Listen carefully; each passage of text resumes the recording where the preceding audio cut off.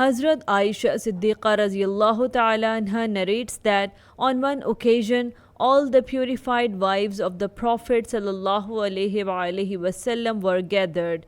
They inquired, O Messenger of Allah, who among us will be the first to join you? The Prophet ﷺ replied, the one whose hand is the longest among you. So they took a piece of wood to measure the length of their hands. Hazrat Sauda bint Zamaha's hand turned out to be the longest. After the demise of the Prophet ﷺ, Hazrat Sauda became known for her generosity and charity. It was later revealed that the reference to the length of the hand symbolized her inclination towards giving charity and doing good deeds. She was a woman who loved to engage in acts of charity and goodness. Musnad Ahmad Hadith number 23796.